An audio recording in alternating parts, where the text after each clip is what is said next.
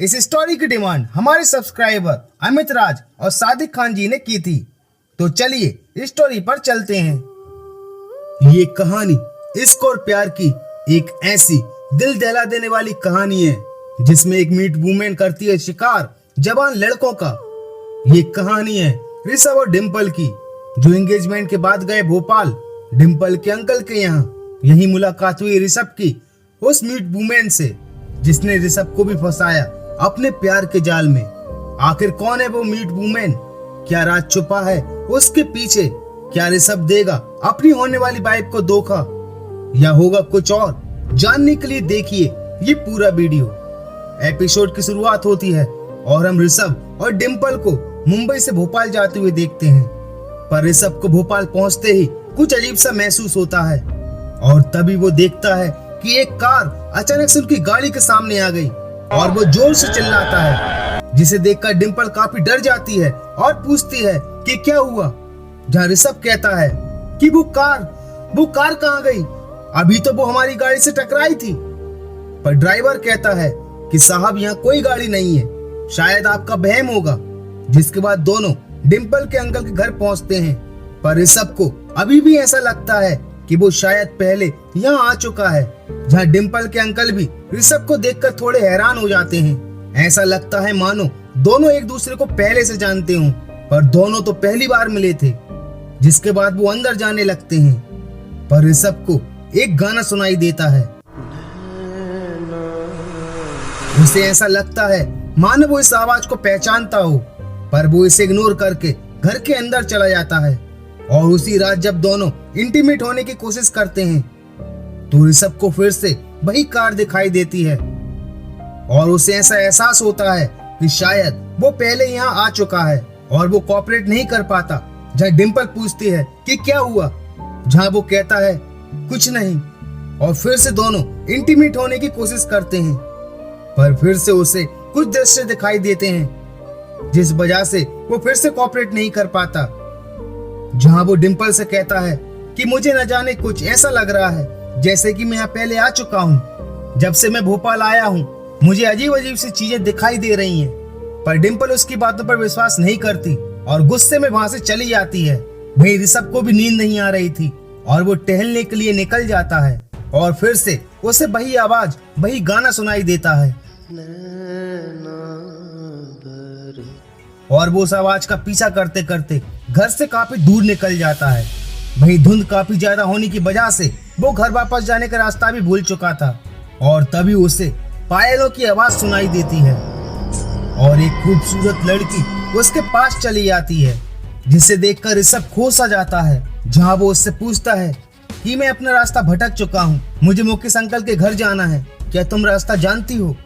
जहाँ वो इशारे में कहती है हाँ, और वो कहती है चलो मेरे साथ। और जब वो लड़की पीछे मुड़ती है तो उसका चेहरा काफी भयानक था, पर वो ऋषभ को कुछ नहीं करती और उसे मुकेश अंकल के घर तक पहुंचा देती है। जहां ऋषभ उससे अपना नाम पूछता है, पर वो इशारे में कहती है कि मैं बोल नहीं पाती। और तभी मुकेश अंकल भी घर से बाहर आ जाते हैं और कहते हैं कि तुम इतनी रात को बाहर क्या कर रहे हो? ये तुम्हारा मुंबई नहीं है कि जब मन किया बाहर निकल गए, ये भोपाल है।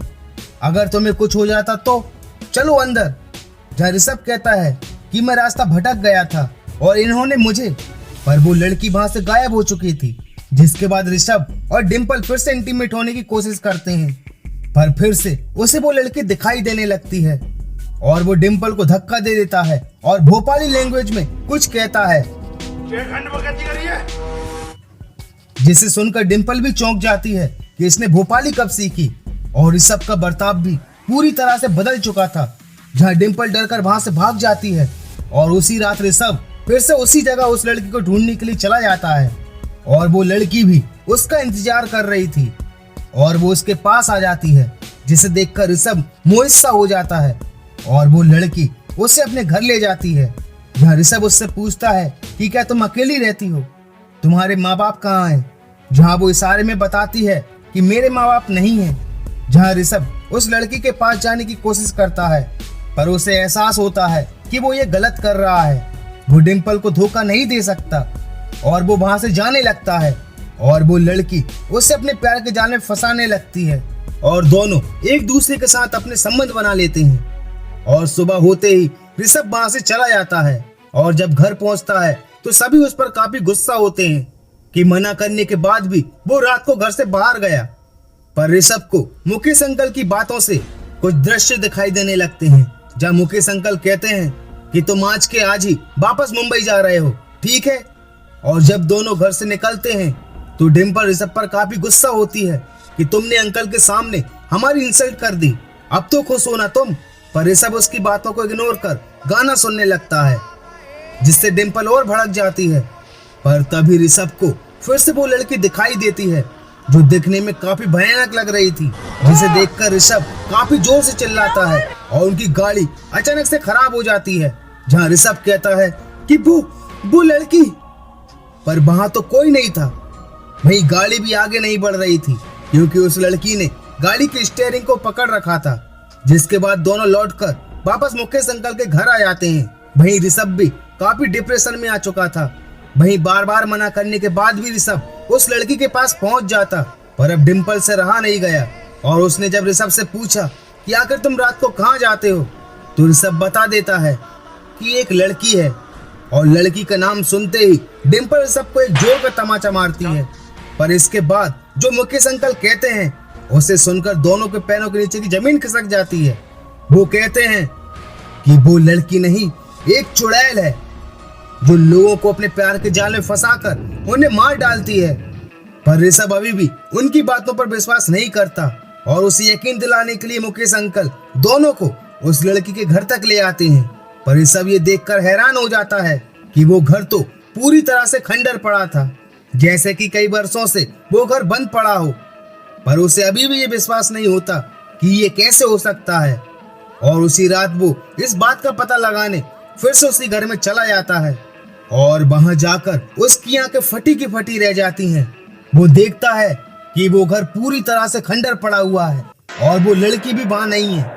पर तभी उसे दीवार पर एक फोटो मिलता है जिसे देखकर वो हैरान हो जाता है कि मेरी फोटो इस लड़की के साथ कैसे हो सकती है। और जब वो उस फोटो को हाथ लगाता है तो हमें उस राज का पता चलता है जो ऋषभ और उस लड़की से जुड़ा था। उसे कुछ दृश्य दिखाई देते हैं कि वो लड़की कोई और नहीं बल्कि पिछले जन्म में उसकी पत्नी थी। ये दोनों मुकेश के यहाँ नौकर थे। पर एक दिन मुकेश ने ऋषभ, जिसका पिछले जन्म का नाम मुन्ना था, उसे किसी काम के लिए बाहर भेज दिया। और रात को मुकेश ने मुन्ना के कमरे में जाकर उसकी पत्नी का बलात्कार कर दिया और उसे जान से मार दिया और मुन्ना को भी कार एक्सीडेंट में मरवा दिया ताकि सबको लगे कि ये हादसा था। और अब पूरी सच्चाई ऋषभ जान चुका था। वहीं जब ऋषभ डिम्पल को कहीं नहीं मिलता तो वो जाकर मुकेश अंकल को बताती है और मुकेश अंकल अपनी बंदूक लेकर कहते हैं कि आज मैं इस किस्से को खत्म ही कर दूंगा।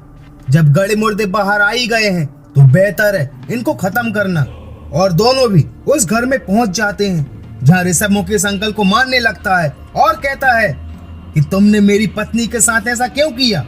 पर मुकेश कहता है कि हाँ, मैंने ही तुम दोनों को मरवाया था, पर तुम्हारे पास कोई सबूत नहीं है जिससे तुम ये साबित कर सको। और वो जैसे ही ऋषभ को मारने की कोशिश करता है कि तभी वो आत्मा दीवार तोड़कर सबके सामने आ जाती है जहां मुकेश उस पर फायर करता है, पर उसे कुछ नहीं होता और वो उसे उठाकर दीवार पर फेंक देती है। और उस दीवार से टकराने के बाद उस लड़की का कंकाल बाहर आ जाता है और उस कंकाल के साथ वो सबूत ही मिल जाता है जिससे ये साबित हो सकता था कि मुकेश ने ही, कि इस लड़की को मुकेश ने ही मारा है। और उसके कंकाल के बाहर आते ही मुन्ना की पत्नी की आत्मा को भी मुक्ति मिल जाती है क्योंकि उसके कंकाल से वो सबूत भी मिल जाता है जिससे मुकेश को सजा दिलवाई जा सके। जहाँ डिम्पल भी ऋषभ को माफ कर देती है और इसी के साथ इस एपिसोड का दी एंड हो जाता है। तो दोस्तों, आपको म्यूट वुमेन ये स्टोरी कैसी लगी मुझे लाइक और कमेंट्स करके जरूर बताना। अगर आप फेयर फाइल्स की और भी स्टोरीज को देखना चाहते हैं तो हमारे चैनल को सब्सक्राइब करना मत भूलना। तो मिलते हैं फेयर फाइल्स की एक और दहशत भरी खौफनाक स्टोरी के साथ। And thank you so much for watching this video.